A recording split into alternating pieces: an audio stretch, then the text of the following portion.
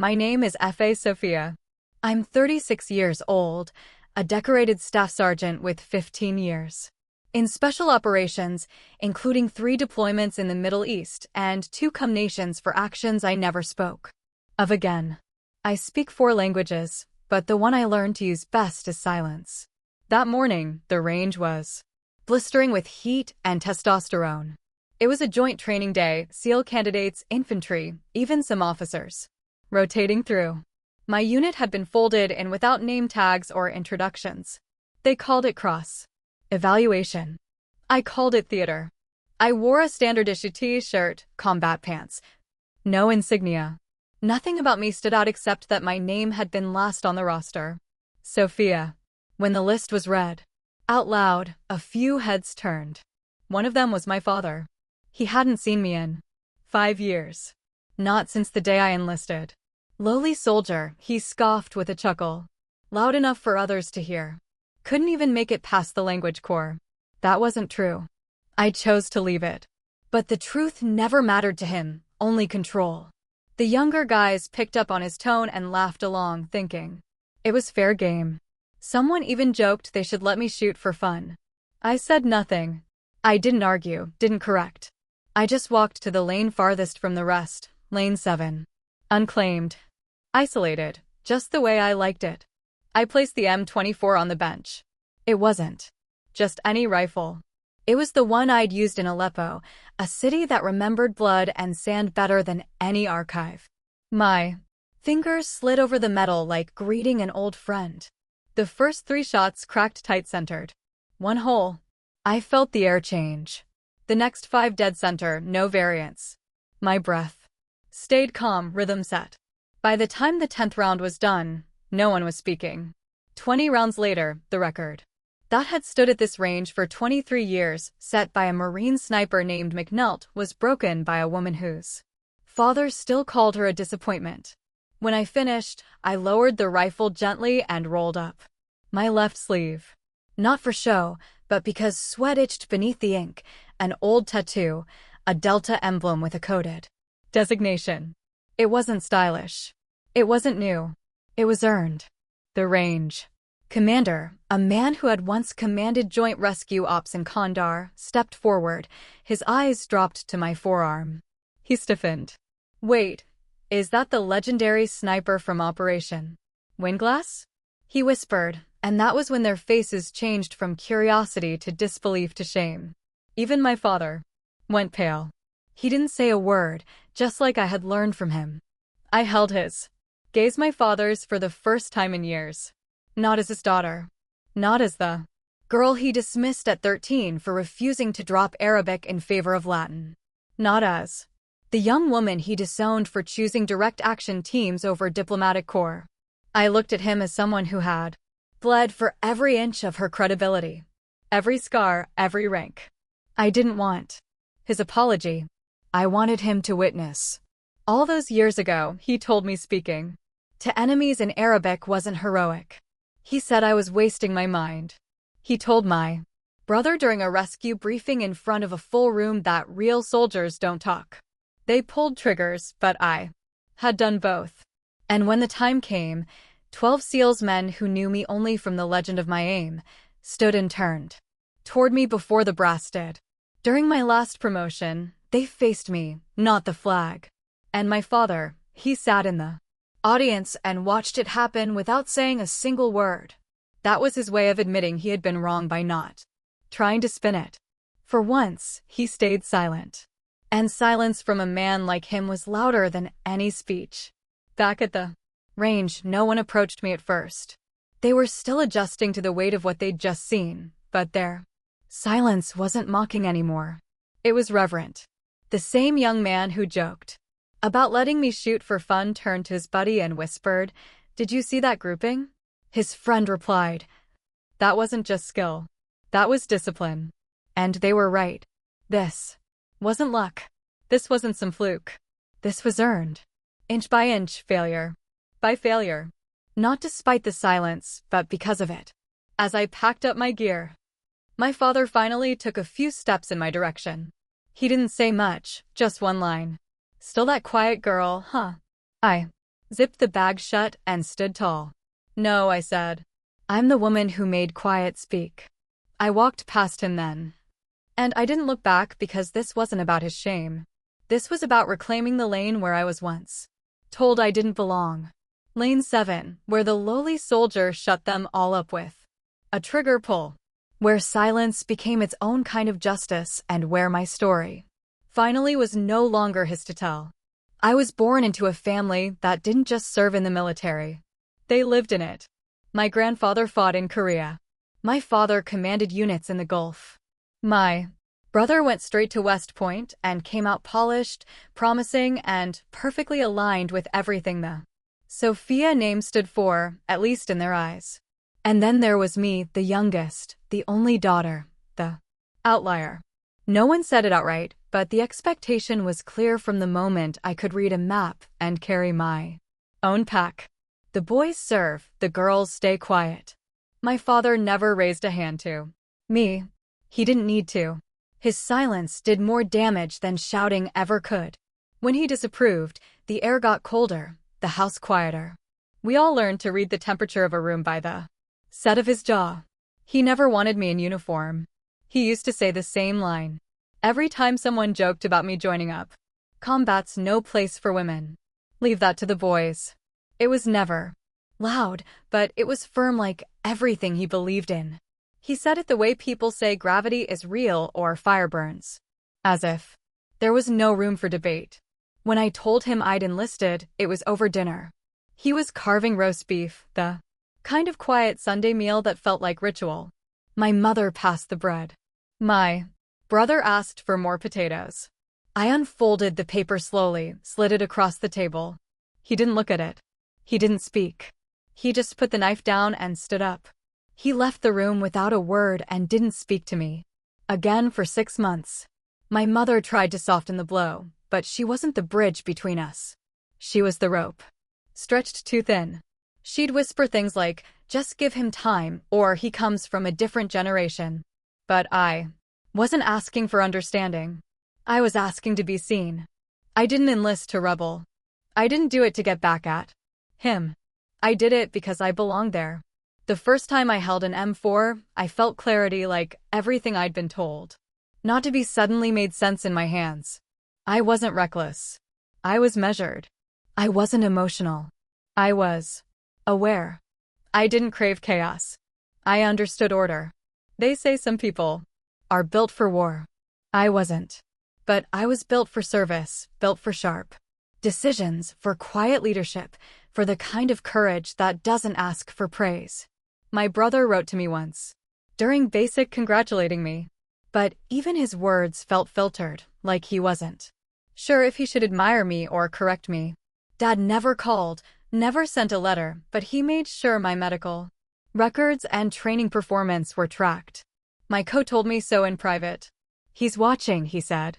"Just not the way you think." That's when I understood my father didn't hate that I wore the uniform. He hated that I wore it better than he expected. And that more than anything was the start of the war between us. Not a war of bullets, but of bloodlines and expectations. And the sound of a daughter refusing to stay small. My brother Alex was the golden boy. He never had to fight for attention. It was given to him before he even asked. He was taller, louder, charming in that predictable way. Officers tend to be always crisp, always polished, always smiling at the right moments. He graduated from West Point with honors, top 10 in his class, got fast-tracked into infantry command, featured in recruitment brochures, and praised at family dinners even when he wasn't home. My father called him a born leader, like the rest of us were just shadows cast by his shine. And then there was me. I wasn't quiet because I had nothing to say. I was quiet because no one was listening. When I enlisted, I started in logistics, packing crates, managing supplies, hauling gear in places most people couldn't find on a map. It wasn't glamorous, and it definitely wasn't respected. But it taught me 2 things that would shape everything else: precision and patience. I knew every serial number on every rifle I loaded. I learned to memorize terrain routes by heart, not because someone told me to, but because I hated The feeling of being underestimated. Eventually, I put in for a transfer infantry. My CO tried to talk me out of it. "You've got a brain," he said. "No need to go where the bullets fly." But I wasn't afraid of bullets. I was afraid of getting stuck behind someone else's legacy. So I moved forward. Infantry taught me how to endure. It stripped everything unnecessary down to grit and instincts. I ran farther than I thought I could, fought harder than I thought I had to, and after a year I volunteered for something more special, Operation Selection. That's where the noise stopped. Not because it got easier, but because the ones who doubted me stopped keeping up. There's no room for bravado in the middle of a 12M ruck march under full weight. No time for ego when you're blindfolded, disoriented, and being screamed at in 3 languages. You either perform or you go home. I didn't go home. They called me the quiet one. That was my nickname in training. Some even thought I didn't speak English. I never corrected them. What was the point? Over time, stories began to spread. A woman who could outshoot the instructors. Who never raised her voice. Who never missed a mark in urban navigation. Who never failed a field scenario, not once. They didn't know my name, but they told my story. I became a rumor, a ghost in regulation boots. Some said I'd been deployed undercover in Yemen. Others whispered I'd broken up a weapons ring without ever firing a shot. None of that was accurate, but I didn't stop them. I didn't need credit. I just needed distance. Because legends are safer when they don't wear name tags. I never chased recognition. I chased standards mine. And in every mile I ran, every corridor I cleared, I wasn't just proving something to the army. I was building a different version of myself. One they couldn't reduce to emotional or ambitious or stubborn. I was still FA Sophia. But now I was a story they couldn't trace back to my family tree. Not even my brother could rewrite that. The moment I saw the schedule, I knew what it meant. Joint live fire rotation at the old training grounds near Fort Dalton, the same place where my father had served as a weapons instructor for nearly a decade. The place where his name was still mentioned with reverence by senior staff and sideways glances from the younger ones. The range was practically his second home. So when I saw it on the orders, I knew he'd be there.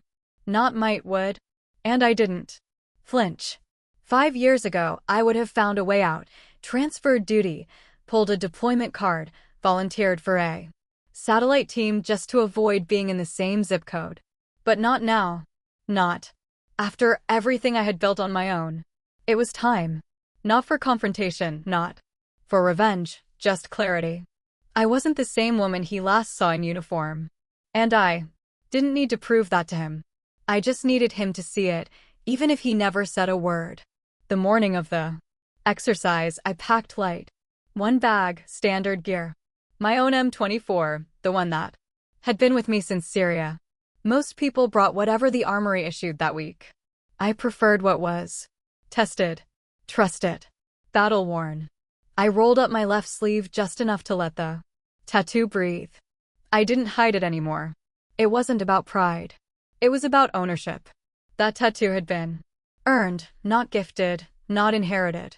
A symbol inked in sweat and silence after 19 days in the field without radio contact guiding civilians through enemy terrain under sniper cover. I had to provide alone. No ceremony, just a needle and a corporal who owed me his life.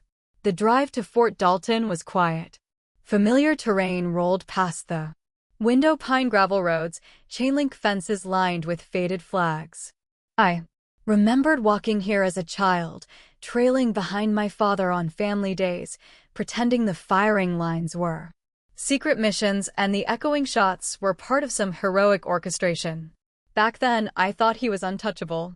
Now I understood he was just loud.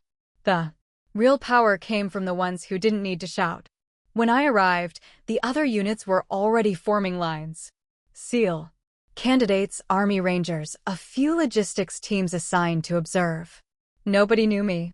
That was the point. My name was still on the official roster, but no rank was listed. I had made sure of that. Let the noise come first. Let the assumptions settle. Then I'd speak in the only language that mattered. Groupings and glass breaks. I checked in. At the registration table, signed the clipboard with a pen that skipped twice, then handed over my ID without a word. The staff sergeant nodded and pointed to lane assignments. Lane 7, far end. Quiet, away from the chatter and the Bluetooth speakers and the egos. Perfect. As I made my way across the lot, I caught a glimpse of him, my father, standing with a group of instructors near the center lanes. Clipboard in hand, still wearing that hat he never took off. Still leaning on his right leg like his left knee carried. A ghost. He didn't see me. Not yet. But I saw him. And for the first time in my adult life, I didn't brace for impact. I walked right past him, head high, not as his daughter, but as a soldier who no longer needed permission to take up space. I saw him before he saw me. My father hadn't changed much. His hair was almost completely gray now, but it was still cut short in that same rigid military style he'd worn my entire childhood. His posture was straight, almost aggressive, as if relaxing would betray some core part of him. Even off duty, he stood like someone reviewing a battalion. He was standing near the central control tower with 3 other instructors, arms crossed, clipboard pressed to his chest. Laugh lines carved deep around his mouth, though I had never known him to smile for long, and a faded ball cap sat low over his eyes, casting a shadow that always made reading his expression impossible. He didn't see me, not right away. When he finally did, it was by accident. I was double-checking the bolt on my rifle near the edge of the bench at lane 7. Sunglasses pushed halfway up, sweat already slicking the back of my neck. I felt the shift before I saw it. The way silence bends a little tighter when someone looks directly at you. His eyes passed over me like I was another nameless recruit in a sea of uniforms.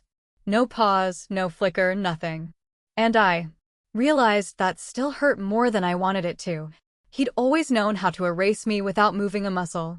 A group of younger soldiers stood nearby, newer faces, mostly guys in their early 20s, full of caffeine and misplaced confidence.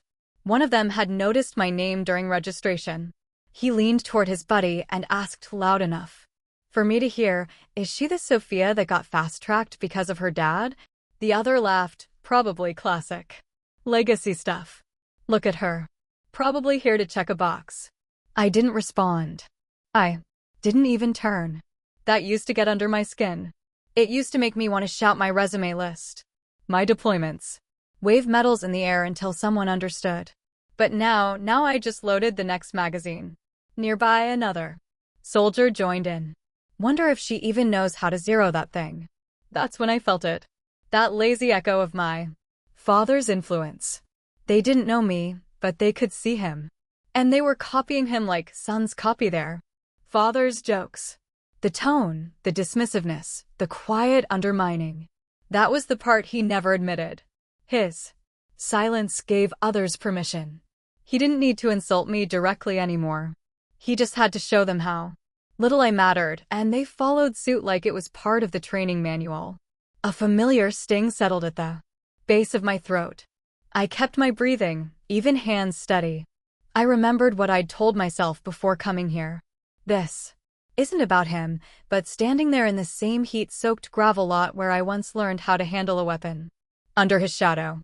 It was hard not to feel 12 years old again. Too loud, too emotional, too eager to be accepted by someone who had no intention of ever letting me in. I didn't flinch, didn't blink. I chambered the next round. Looked down the scope, and said nothing because silence was the first thing he taught me. And now it was the sharpest weapon I had. He did exactly what I knew he would do. Midway through the equipment check, just as everyone was settling into their lanes, my father's voice cut through the air louder than necessary, sharp enough to draw attention without being obvious. "Lane 7, he called out. "You want to take a crack at the target? Just for fun. Just for fun." That was his favorite weapon. Sarcasm wrapped in politeness. He'd used it on new recruits, old friends, even junior officers. But when he used it on me, it carried more than condescension. It carried memory. I didn't turn around. Didn't respond right away. Someone near me chuckled. Another muttered, "Oof, someone's getting volunteered." It was all part of the game. They thought he was hazing a rookie, testing the weak link. The man in charge tossing a bone to the underdog for a little comic relief. They had no idea. He stepped closer, just far enough for others to notice, just loud enough for them to lean in. "Don't worry," he said, still smiling. "There's no pressure.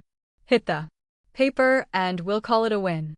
I could feel the eyes on me now, half curious, half amused. One of the younger guys nudged his buddy and whispered, "She going to shoot or fold?" I kept my expression neutral. This was how he worked. Set the trap with a joke, then watch to see if you'd humiliate yourself trying to prove something. And if you did prove something well, he'd say it didn't count because the conditions weren't real. You were either the fool who failed or the fool who cared too much. I knew this game. He used to play it at the dinner table with words. Now he played it on gravel with rifles. But this time I let him start it. I nodded slowly and rose to my feet, careful not to move too fast or too slow. Just another soldier doing what she was told. Someone clapped lightly. Someone else whistled. The tone was still light. They were expecting a joke. Good. Let them believe I was just another name with no story behind it. Let them enjoy the moment before it shifted. I took my position at the line, adjusted the shoulder strap, and checked the wind direction. Not that I needed to. It was habit ritual. Every movement. Precise, automatic. Not for show, but because that's how you survive when the stakes aren't a paper target. Behind me, my father crossed his arms. "Whenever you're ready," he said. I didn't answer. I didn't need to. This wasn't about readiness. It was about patience. And I had more of it than anyone here could measure. I leaned into the stock, exhaled slowly, and let my mind go quiet. They thought they were watching someone try. But I wasn't trying. I was remembering the mission in Aleppo. The midnight shot on a rooftop in Kandahar. The 3 hostages I brought home because I didn't flinch when the wind shifted. This wasn't a performance. This was muscle memory and silence forged under pressure. And as I settled into the stance, one thought echoed through me. Not bitter, not angry, just simple and steady. Let them laugh now because they wouldn't be laughing much longer. The real confrontation didn't happen at the target line. It happened in the silence between us. There were no raised voices, no dramatic speeches, no gasps from the crowd. Just a quiet challenge embedded in a glance and my answer buried in the way I walked toward the firing lane, measured, calm, unshaken. I had brought the same rifle I carried through my second tour in Iraq. The paint was chipped near the barrel. The scope was slightly foggy around the edges. It wasn't flashy or upgraded like the ones the younger guys brought out, custom builds with laser sights and bipods that looked like they belonged on a catalog cover. Mine was simple, but it had history. That weapon had been with me through sandstorms, urban clearings, rooftop overwatch, and 12 hours lying still beneath broken concrete in Mosul. It didn't need to be pretty. It needed to work, and it always did. I signed in without hesitation, scrolling FA Sophia across the clipboard in clean, even strokes. No rank, no title, just the name they had tried to forget, and the one I had worked so hard to reclaim on my own terms. The staff sergeant at the table raised an eyebrow as he glanced at my ID. Then back at the roster. "Sophia. Any relation?" I just nodded once. "Yeah," I said. "Something like that." I moved past him before he could ask more. Lane 7. Far enough from the others that no one could crowd me.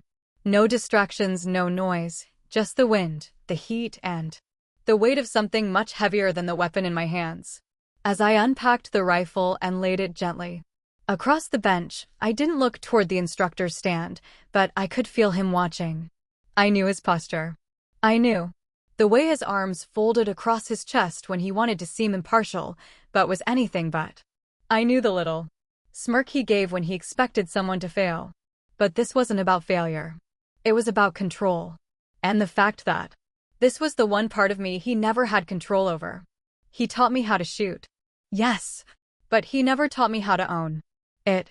That part came later in places where his name couldn't protect me and his reputation didn't matter. I adjusted my scope, loaded one round, checked wind speed again out of habit more than need. Then I exhaled. The air was thick with expectation. Most of the guys behind me were still joking, probably figuring they'd get a good laugh before lunch. They didn't know what was coming. I wasn't here to impress them. I wasn't here to prove anything to a room full of voices trying to sound important. I was here because this was the one place, this exact moment where my father couldn't interrupt me. He couldn't correct me. He couldn't talk over me. He couldn't change the outcome. The paper, target downrange, didn't care about bloodlines or legacy. It didn't care about old grudges or whispered jokes. It only measured one thing, truth. And when the shot finally rang out sharp and precise, it was the cleanest sound I had ever heard. Not just because of the accuracy, but because for the first time in my life, I knew I was fully, undeniably seen. The moment the final shot landed, everything went still. It wasn't just quiet, it was suspended, like the air had been holding its breath, and didn't quite know how to exhale. I lowered the rifle slowly, placed it back on the bench, and stood up. Not quickly. Not triumphantly, just purposefully. I didn't look around. I didn't need to. I already knew. The target retrieval system slid the paper forward, and there it was, 30 shots, clean surgical. Stacked tighter than any grouping most of them would ever see in their lives. The center was obliterated. There was nothing left of the bullseye but shredded fiber. Someone let out a soft curse under their breath. Then another voice younger cracked a joke. Half laugh, half disbelief. Did she just beat McNulty's record? No one answered. Because the truth was hanging in the air too heavily now to make room for humor. I stepped back from the line, peeled off my gloves, and rolled up my left sleeve. Not deliberately, not dramatically, but just enough to let my skin breathe. The heat was rising, and the sweat along my forearm clung to the ink like it always did, and that's when I felt it, eyes locking onto me, not casual, not curious, aware. A man stepped forward from the shaded group near the tower, older, silver-haired, still fit in that slow-burning kind of way. His uniform was sharp. Rank bars glittered faintly. He wasn't just anyone. You could tell from how others instinctively shifted when he moved. Colonel Braddock. I hadn't seen him in years, but I recognized his gait instantly. He didn't walk toward me so much as drift, focused, deliberate. His gaze dropped to my arm and froze. He stared for a second too long. Not because he didn't recognize it, but because he did. The ink on my skin wasn't pretty. It wasn't new. It wasn't meant for admiration. It was the Recon Delta Sniper insignia, hand-inked, earned in silence after completing one of the most grueling joint certification operations in the field. Only 8 of us passed that course the year I did. 3 are no longer alive. You don't get that tattoo in a shop.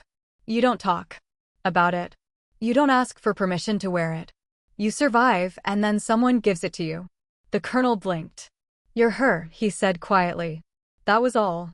Just 2 words, half a question. But the disbelief in his tone told me exactly what he thought he knew and what he never expected to see standing in front of him. I nodded once. No smile, no acknowledgement beyond the necessary. Let him carry the rest of that weight himself. Behind him, a few more officers had gathered, following his eyes like predators sensing a shift in the herd. One of them gasped softly. Another stepped forward, squinting at the ink, like it might change under scrutiny. But it didn't. It was real, permanent, earned. I could see it on their faces. Now, the math they were trying to do in their heads, the stories they'd heard in passing, the rumors about a female sniper with impossible precision who never left a signature, never filed for recognition, and never showed up in award ceremonies. They thought it was a myth until now. I didn't offer clarification, because in that moment, my silence said everything. I stepped off the firing line. No one said a word. The same young soldiers who had laughed earlier, who'd cracked jokes about legacy kids and paper shooters, now stared at the gravel. Like it held answers they couldn't find in their rifles. They didn't make eye contact. They didn't offer comments. They didn't need to. Their silence was enough. I walked past them without changing pace. Not slow, not proud, just steady, measured like the cadence of breath between trigger squeezes. The space where doubt used to live now, filled with certainty. I didn't need applause.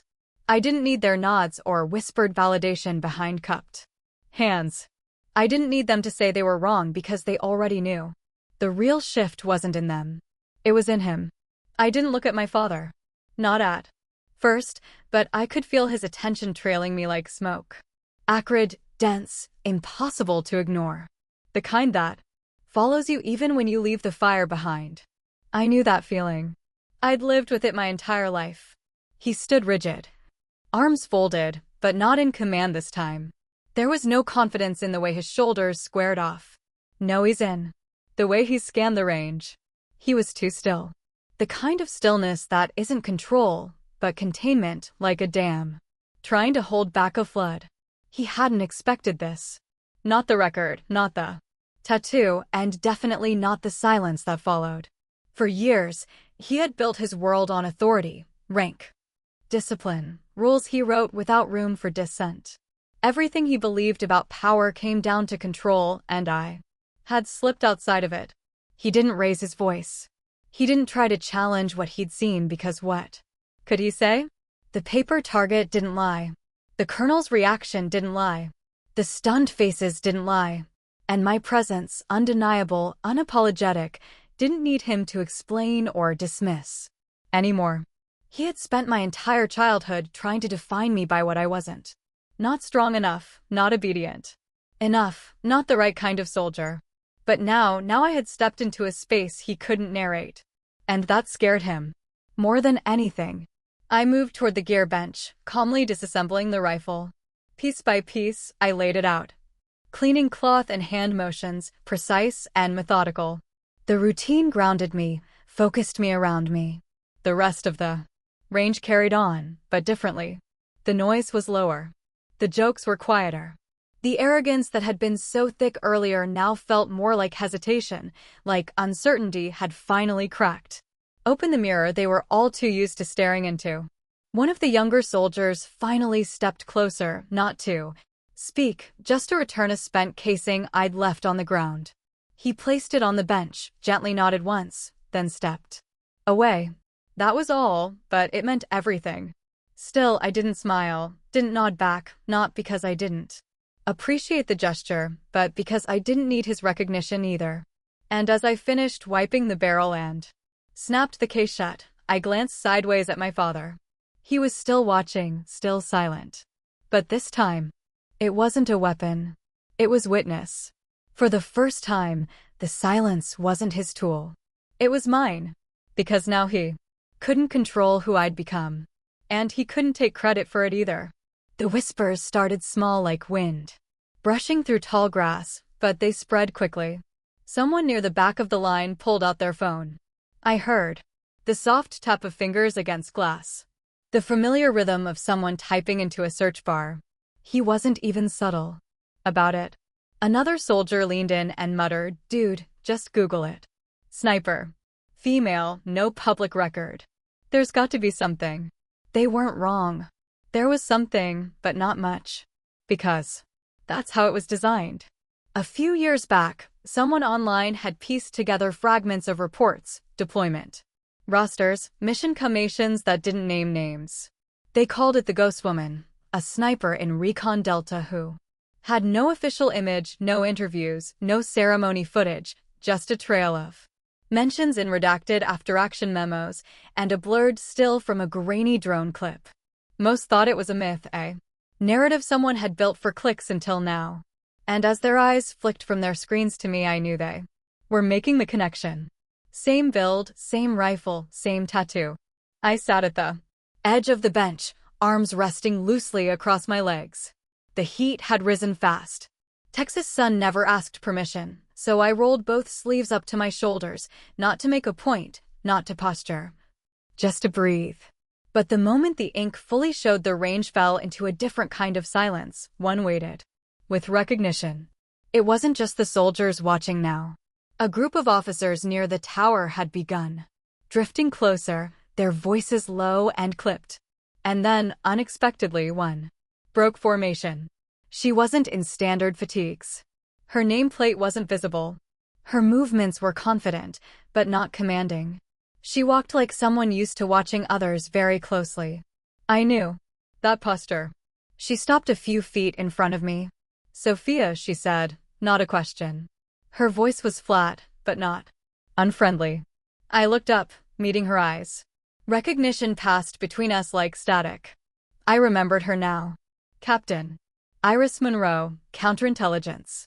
We'd worked together years ago on an embedded inquiry into a stolen arms pipeline routed through southern Syria.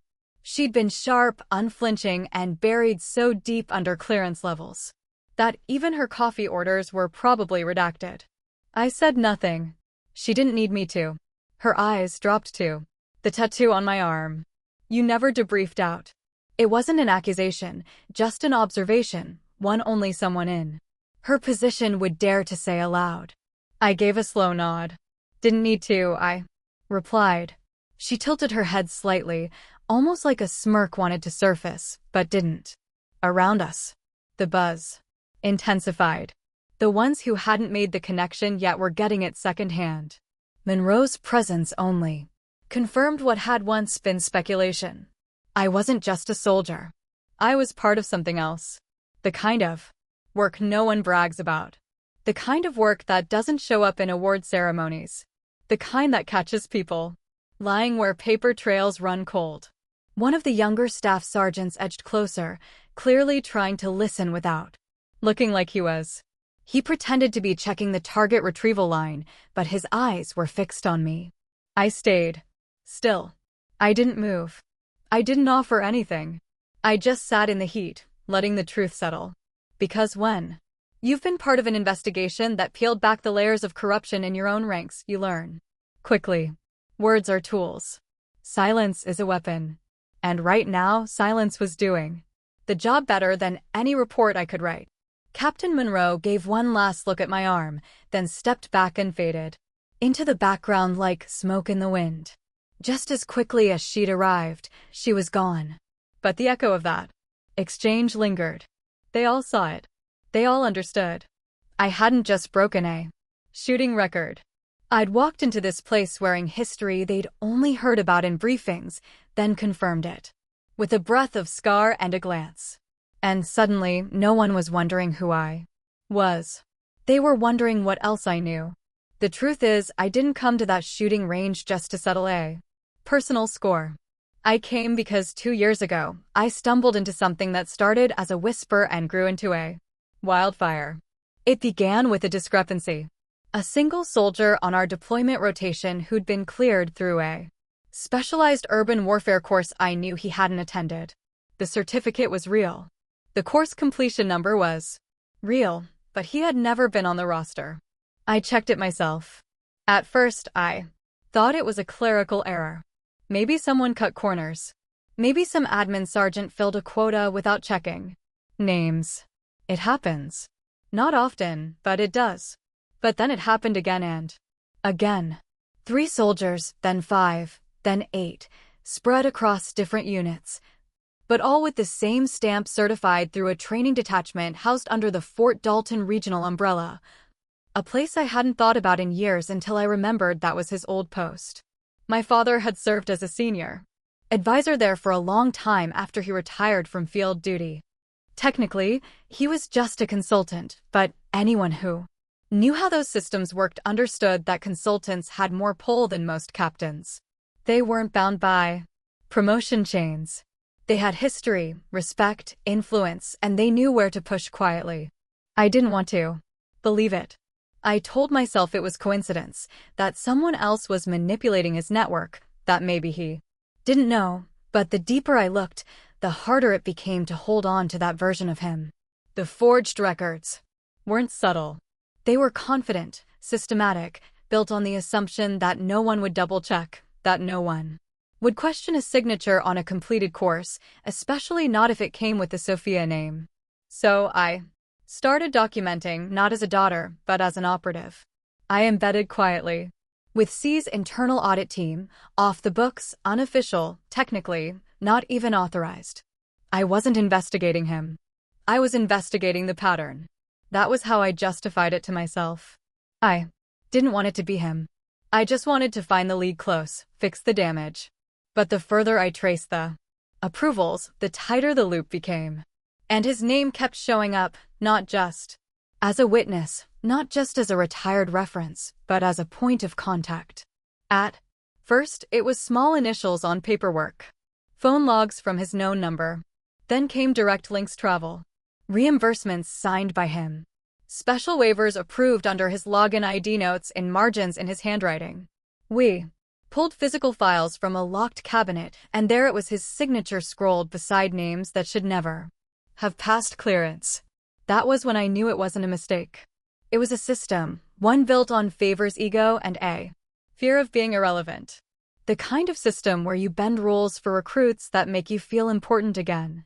The kind of system where ethics are optional if no one's looking. And I was looking. But I hadn't said a word. Not yet.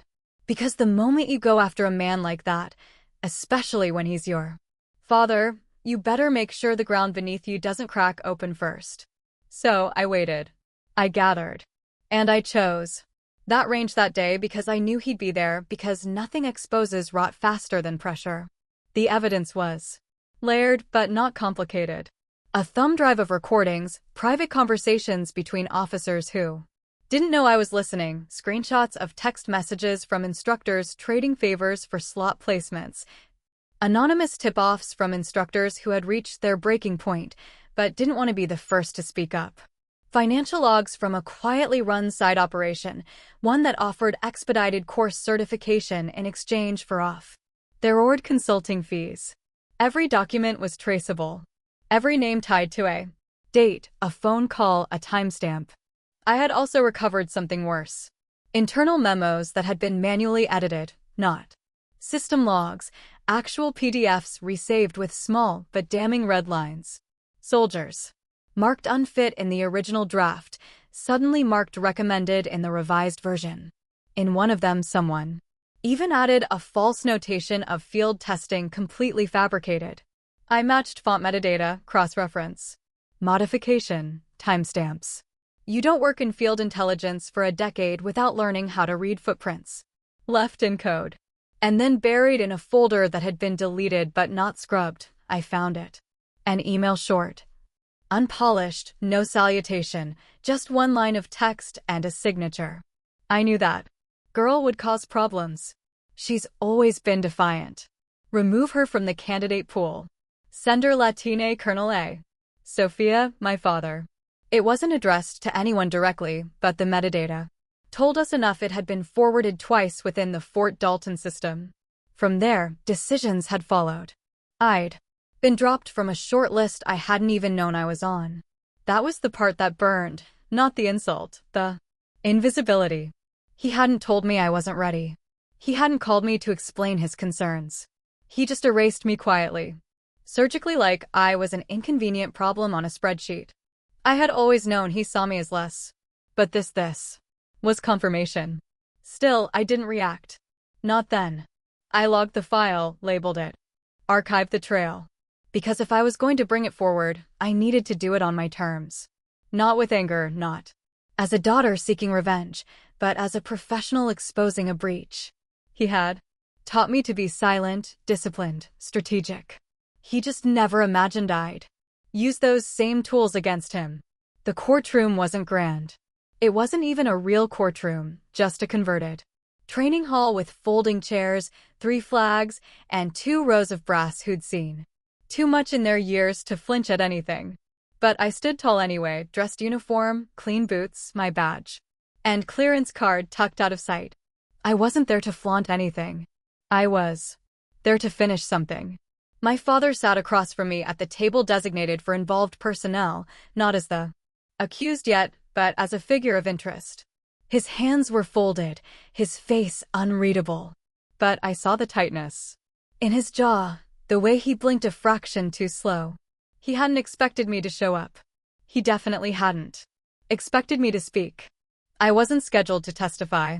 But after the hearing opened, the presiding officer asked if I had anything to contribute.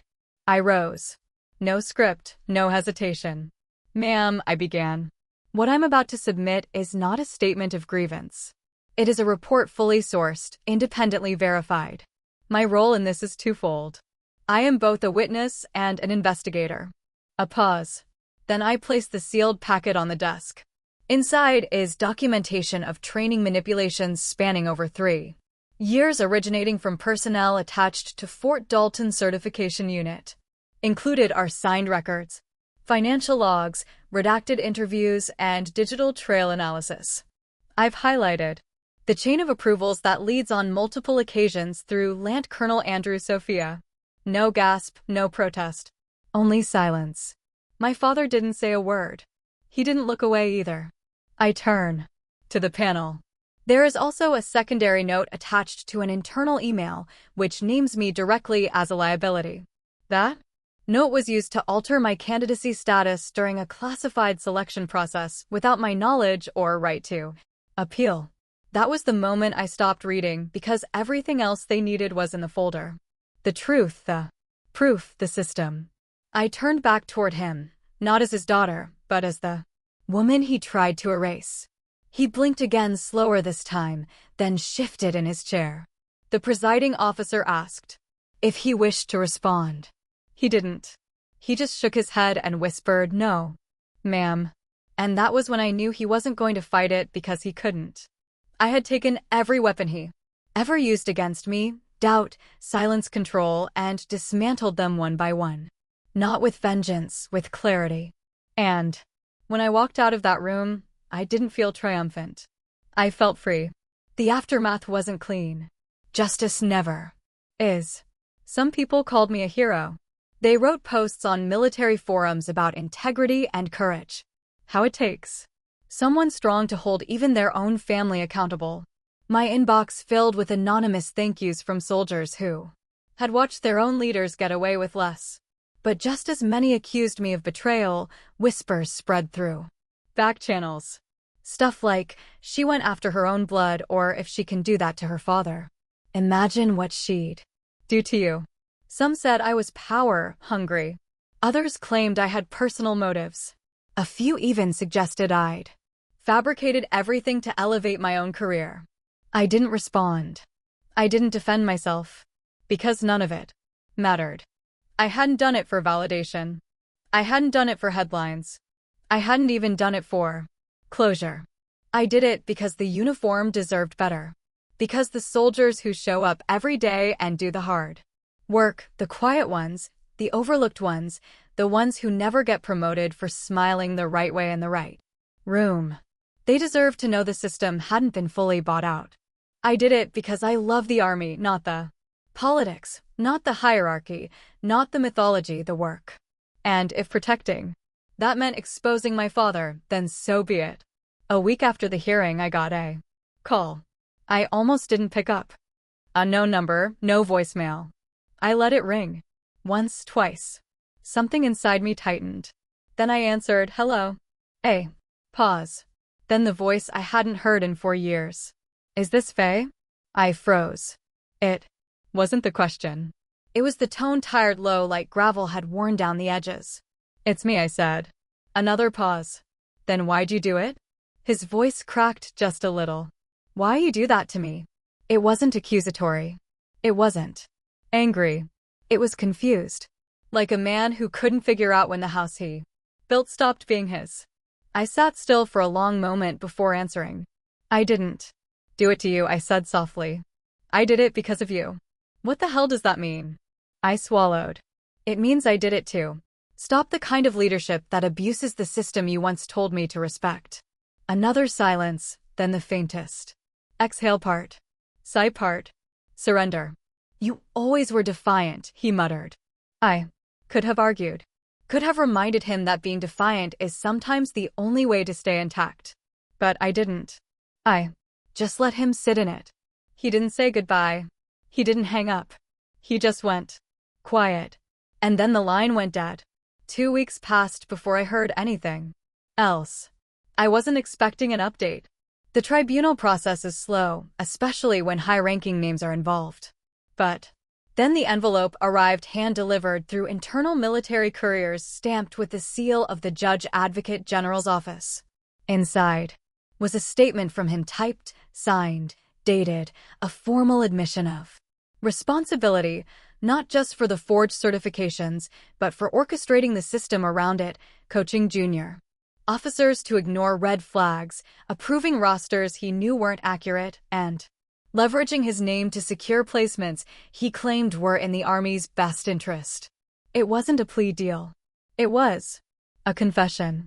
Attached was a personal request that his actions not result in career-ending repercussions for the junior officers involved. They followed my lead.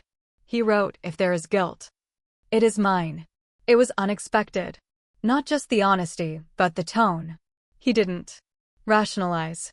He didn't shift blame. He just admitted it line by line without qualification. It read like a man, finally ready to stop holding the walls up with excuses. That should have been enough. But then there was the letter. Folded in half, handwritten, short, 3 sentences. "I used to think you were soft, that you didn't have what it took. I was wrong." That was it. No greeting, no sign-off. Just those words. 3 lines that somehow hit harder than every year of silence, every cold glance, every undermining comment he'd ever thrown my way. He had never written to me before, not like that. Growing up, the only words I got from him were corrections, warnings, orders. If I ever got praise, it was indirect, meant for someone else's ears, or masked in sarcasm so thick you could never be sure. But this was real, and I knew it cost him something to write it. Still, I didn't know what to do with it. I held the paper for hours, reread it 10 times, folded and unfolded it until the creases blurred the ink. I didn't cry. I didn't clutch it to my chest like some long-lost treasure, but I didn't throw it away either.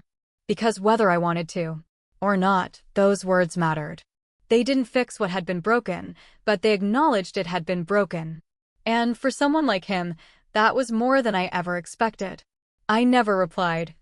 Not to the letter, not to the message it carried. Not even when he called again twice, leaving voicemails that started with silence and ended with breath. I didn't ignore him out of spite. I just didn't know what to say because by the time the words came, the damage had already settled into its final shape. It wasn't about revenge anymore. It wasn't even about justice.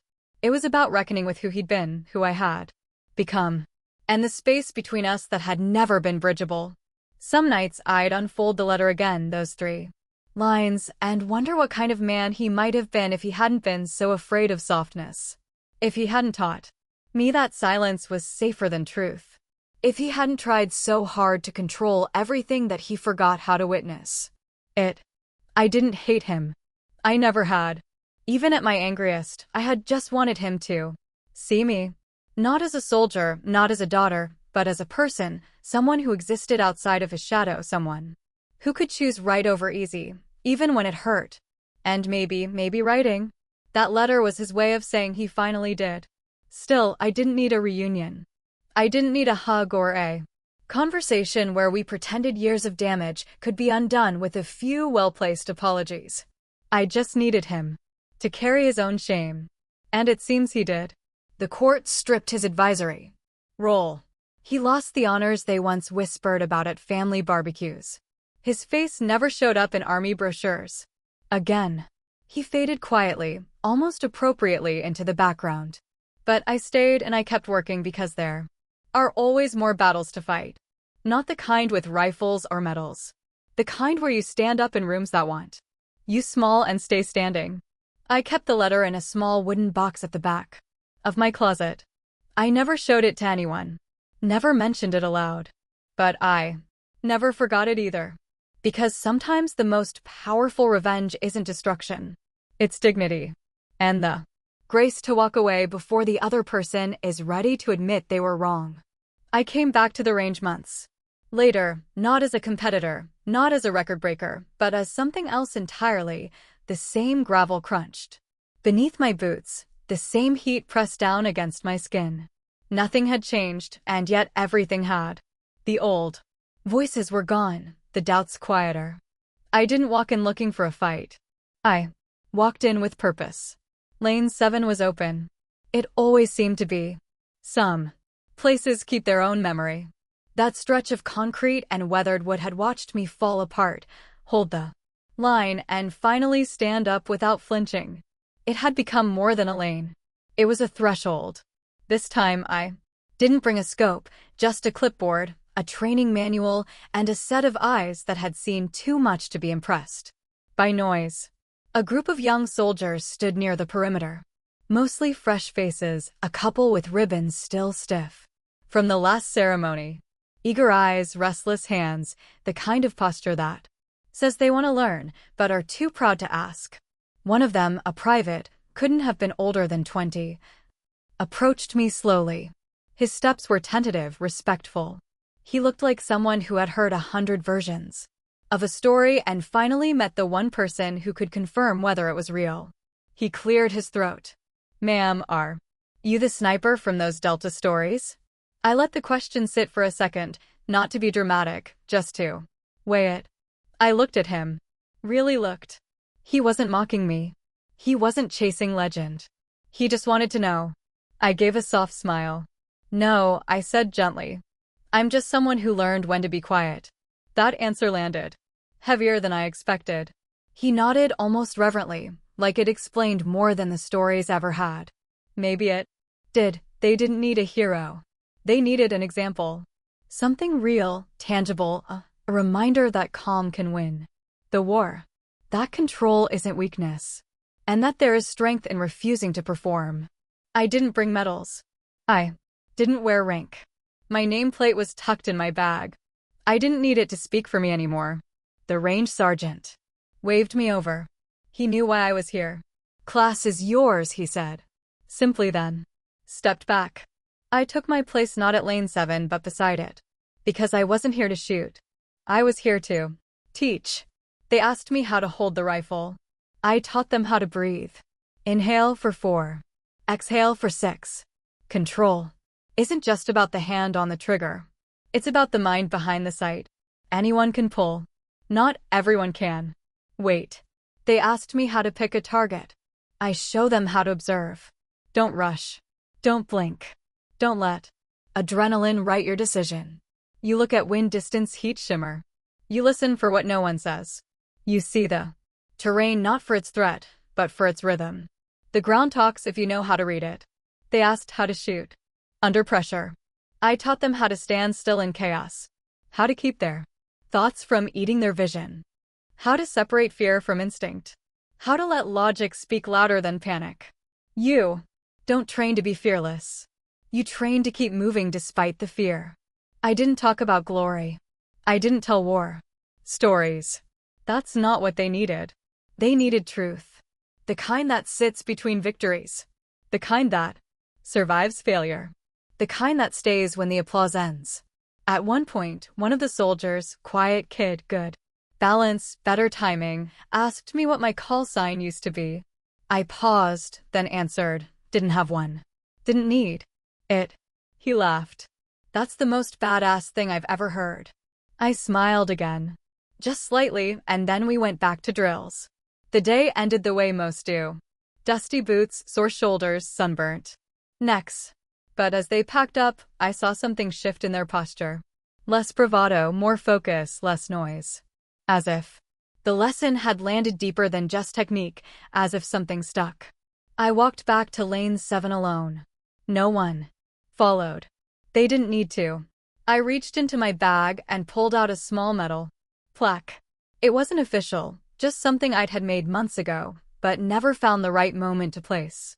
I screwed it into the wood above the resting bench. For words reserved until she returns. I didn't need them to know. It was about me, but I needed me to know I'd left something behind. Not for recognition, for legacy.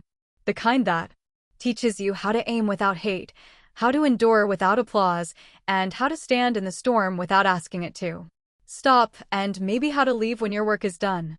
They asked me once why I Never became an official instructor. With all the combinations, the record, the years in the field, I could have had. The title, a nameplate, a classroom, a schedule full of wide-eyed recruits. But I always answered the same because not everything should be taught with words. Some lessons are quiet, unspoken, passed down in how you carry yourself, not how you explain yourself. You can teach someone to aim, but not to know when not to fire. You can break down breathing techniques, but not the reason to stay calm when someone's life is at stake.